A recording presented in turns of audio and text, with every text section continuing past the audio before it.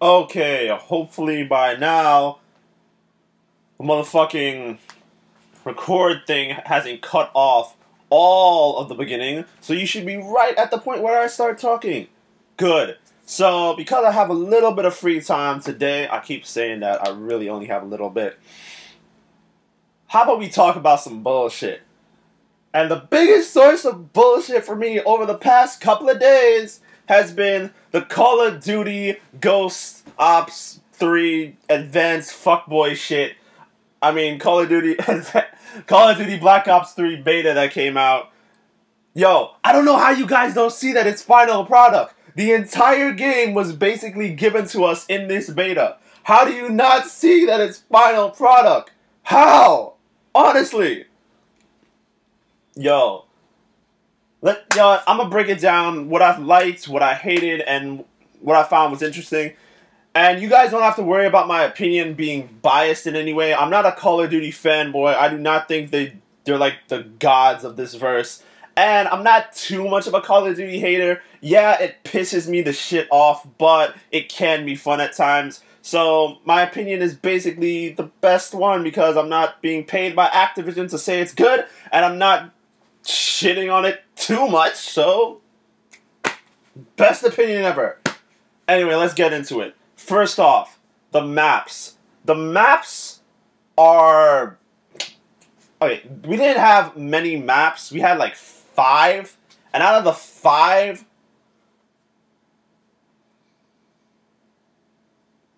I think 3 were good.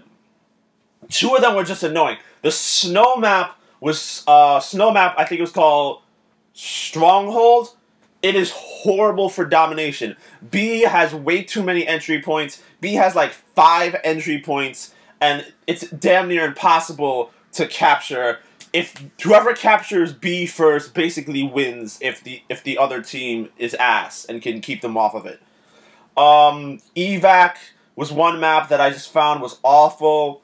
It was horribly annoying. The other maps were good, but there was 2 problems I found. One, wall running gunfights. My friends say they won them. I barely won them. In fact, I got into a gunfight while wall running. I ran into the person and it stopped me from moving forward, so I died because I fell.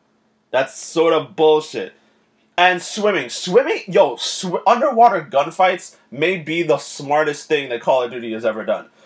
Because running underwater, shooting them, and it's surprising, like, you don't get a lot of time underwater. You get maybe 15, 20 seconds at most. And that's if you have full health, because you will begin to, like, get hurt. And having someone just swim underwater, pop out the water, you shoot them, and then you jump out the water and, like, take B, that's an awesome feeling. That's all I really have to say for the maps. For the game modes, in typical Call of Duty fuckboy shit, yo, like 49% of the people who were playing the game were playing nothing but TDM. Yo, there are like other game modes that were just not touched. One game mode, I think Capture the Flag, at some points had 0% of people playing. That's just sad. But out of the game modes, Domination I like. Domination now has no time limit. It's just a score limit thing. And when they announced this like months ago, I thought, yo, you know what we should do? If we're bodying a group of fools, instead of capturing the flag, we just neutralize it so that we can keep the score as is, and we can just murder them and murder them and murder them. They thought of that ahead. There's no neutralizing flags in Domination. You either capture or you don't. And that's smart because I would have taken hella advantage of it. Demolition is fun. I hate the way that for Demolition, you spawn too far away from the demolition point. If you're defending or attacking, you spawn so far away, it's almost as if you're playing catch-up. It's retarded. Kill Confirm is fine. Search and Destroy, I hate Search, so Capture the Flag was Capture the Flag. Uplink was annoying to me. the uplink points is smaller than it was in Advanced Warfare, so I feel as if it makes it harder to score, and because my team did not fucking cover me, I could never score when I had the ball, so I didn't even play uplink much. The last new game mode that they added, Stronghold, is pretty much my favorite game mode besides Domination. You have it's basically escort mission from the campaign put into multiplayer. You have a robot that you have to escort to an enemy point, and the robot will only move when you're next to it. So if no one's staying next to the robot will not move. The enemy team can shut down the robot by shooting it, which is awesome, and it's basically like you have to just cover the robot, fight for your chance to stand next to it because it won't move, and kill enemies while that's happening. It's a ridiculously fun game mode. In fact, I'm pretty sure I got like the highest number of kills I got in this entire thing was in one game mode, was in fucking Safeguard. That's the name of the game. The game mode. I think I got 65 and 20 deaths. Like, 65 kills, 20 deaths. That was my highest. This one dude I know, he got like above 120 kills in that one game mode. We had to push it into overtime, and he got 120 kills. That's a bit much. He's a Call of Duty try-hard fuckboy. Like, yo. And that's all I have to say about the game modes. Another thing. This reminds me. The fucking servers suck raw dick. Oh my god. The first day I got the beta, the servers wouldn't even work, so I couldn't even get into a game. Second, yesterday, I could not... the lag was so fucking real yesterday. I swear to God, I killed one person and killed confirmed. They revived themselves. They didn't have the rejack ability, which I will talk about later. They just apparently revived themselves. They were a fucking outrider. They revived themselves, and then I died. I saw the tag! I saw their body fall to the ground! But nope, I died. The lag was beyond ridiculous. The ping was never below 400 the entire game for like... it's so annoying.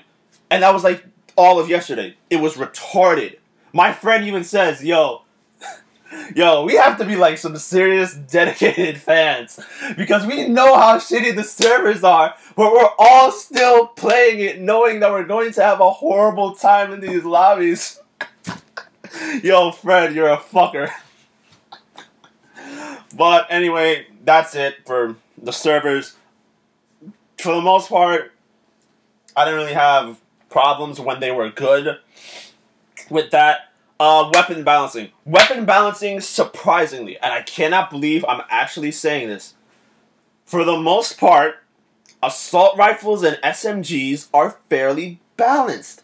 And I cannot believe it. First of all, your health is like between Black Ops 2 health and Advanced Warfare health. It's not too much and it's not too little. And I enjoy that now.